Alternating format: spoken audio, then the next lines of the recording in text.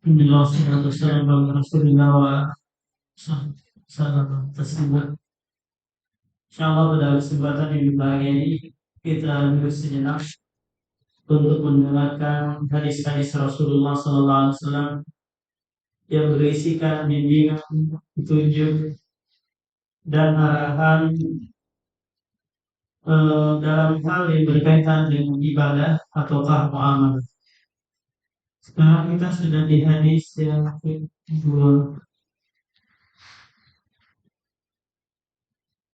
8. Dua yang tadi. Hadis yang ke-28 Wiyya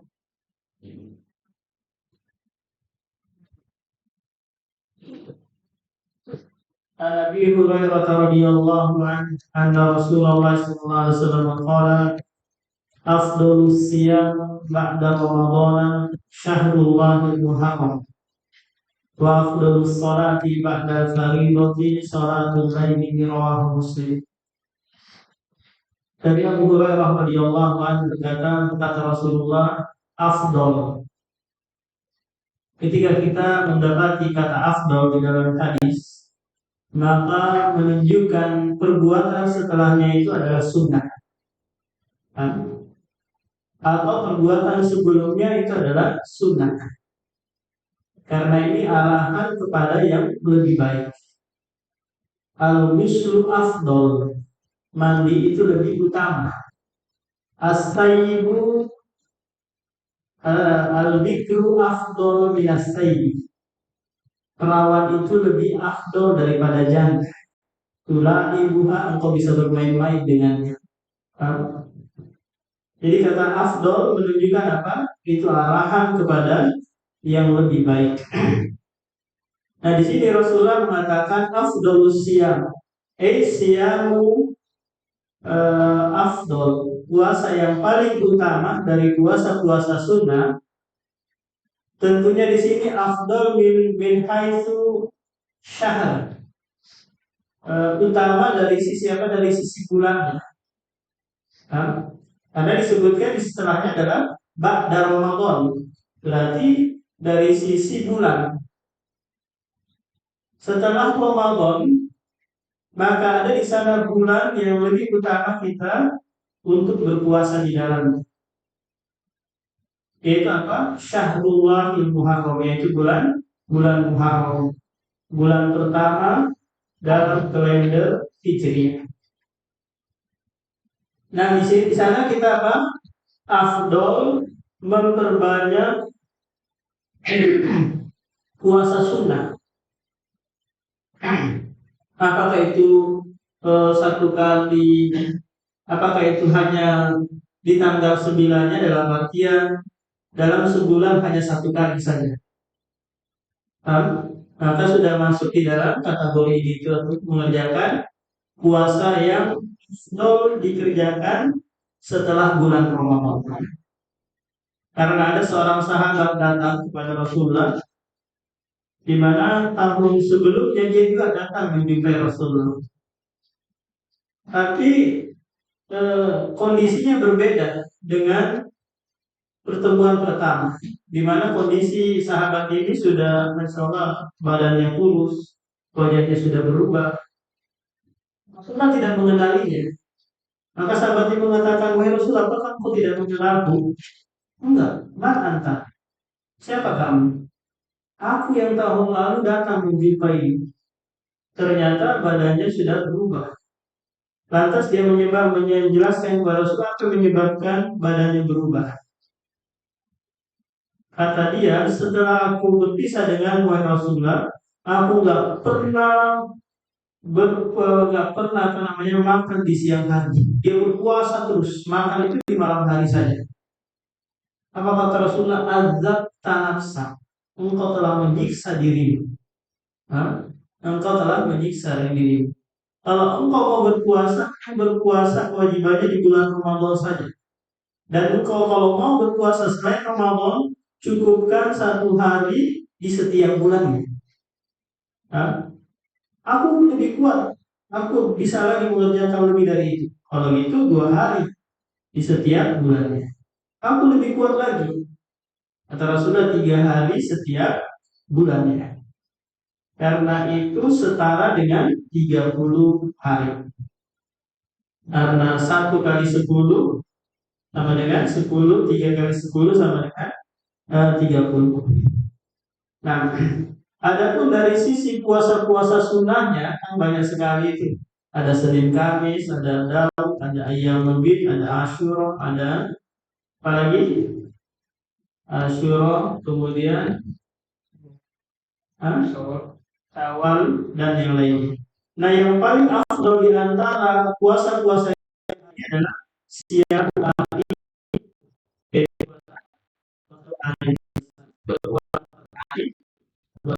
berpuasa, enggak setelahnya enggak berpuasa. Ini kalau mereka apa punya kekuatan untuk berpuasa.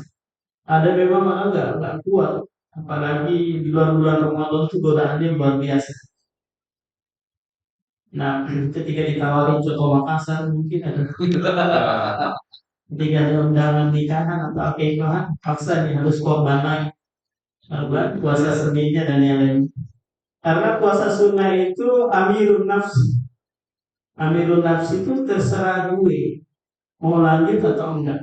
Pak, nggak ada tuntutan, enggak boleh harus dilanjutin enggak. Itu mau melanjutkan atau mau membatalkan. Sholat ibadah faridati sholatul lail. Dan seutama-utama sholat setelah sholat wajib adalah sholat malam. Sholat sunnah yang dikerjakan di malam hari.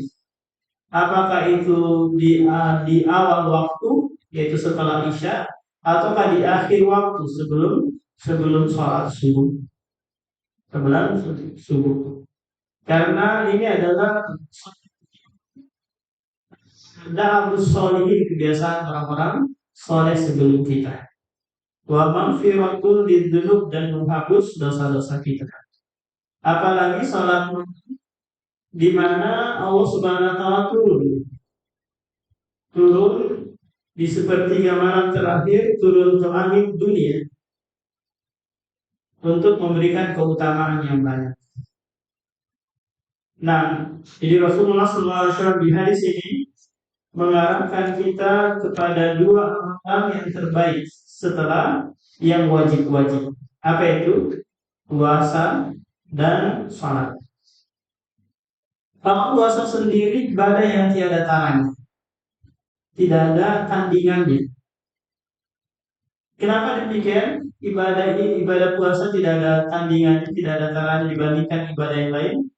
Karena ibadah tersebut khusus lillah, khusus bagi Allah. Sekaligus orang yang puasa itu gak kelihatan dia sedang beribadah. Coba lihat, antum sedang berpuasa, mungkin saya nggak tahu, kecuali antum pura-pura lemes gitu. Kenapa?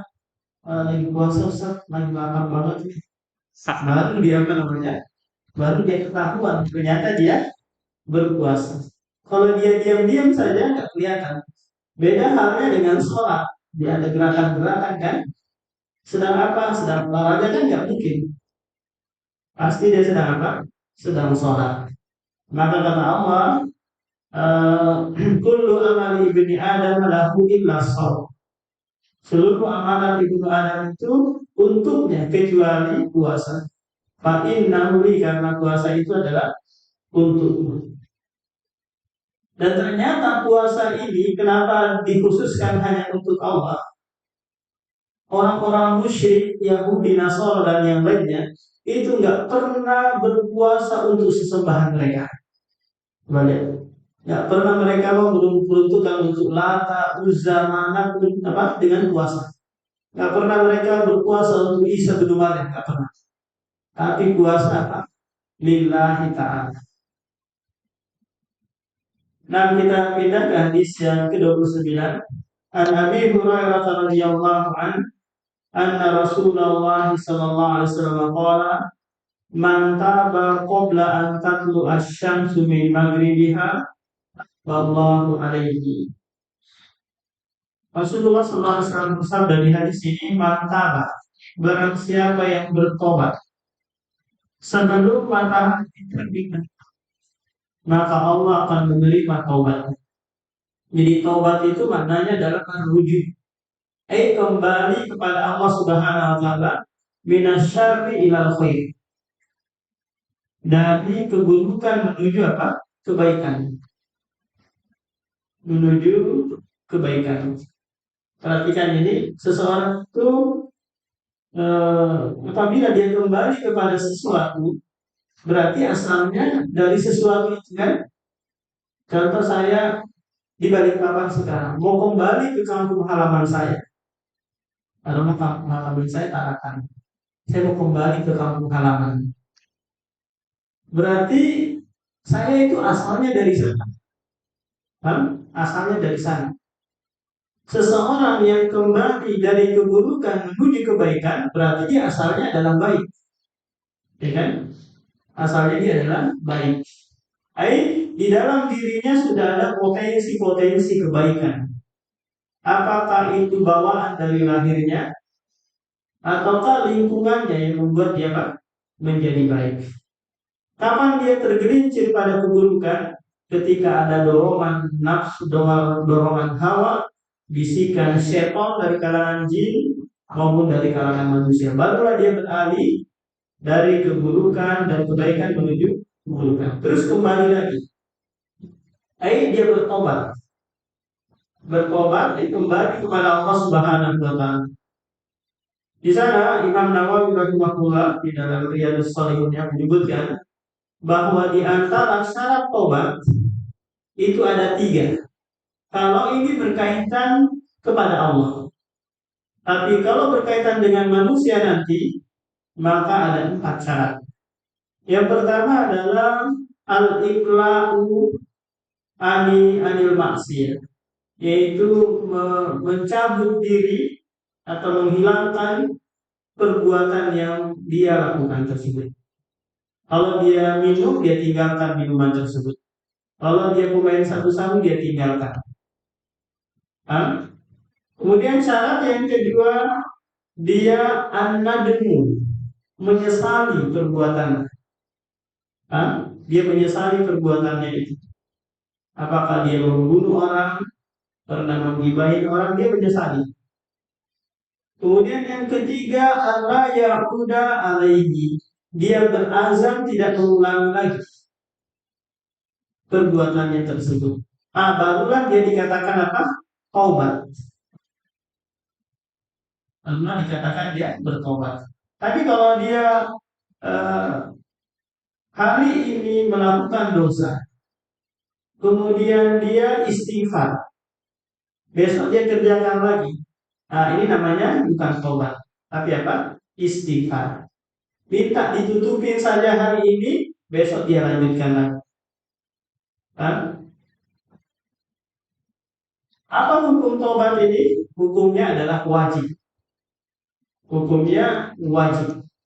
Ya ayyuhalladzina amanu tubu ilallahi taubatan nasuha. Ini yang berkaitan dengan apa? Dengan Allah Subhanahu wa taala, atau dosa yang berkaitan dengan Allah. Tapi kalau berkaitan dengan manusia, maka harus at-tahallul.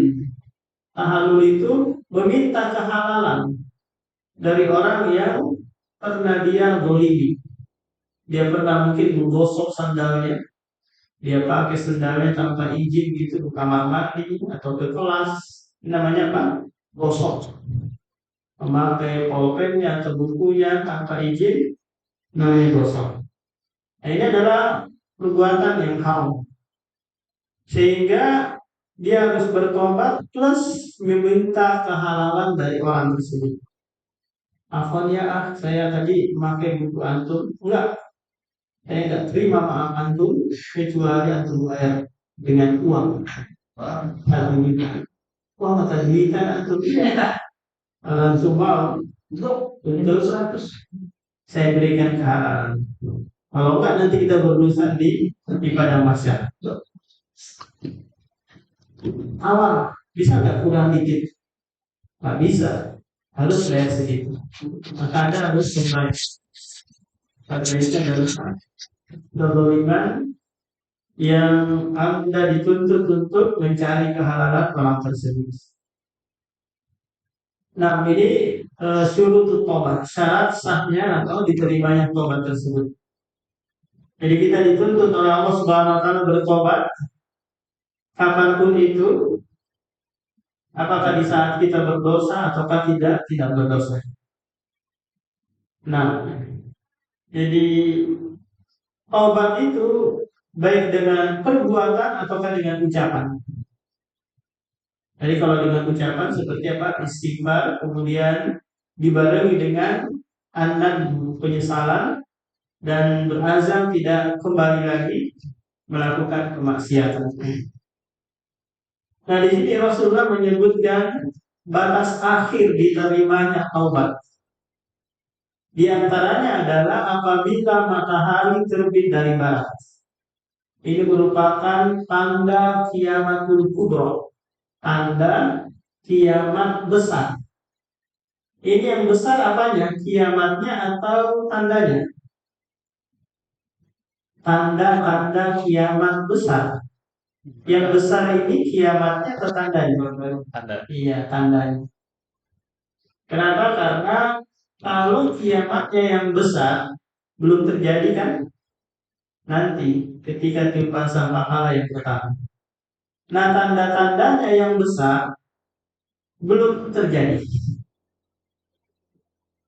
Keluarnya Dajjal, adanya Imam Mahdi, kemudian munculnya Dajjal, turunnya Nabi Isa, keluarnya Ya'juj dan Ma'juj, munculnya matahari dari barat, munculnya binatang-binatang yang bisa berbicara dan yang lainnya. Ini tanda-tanda besar.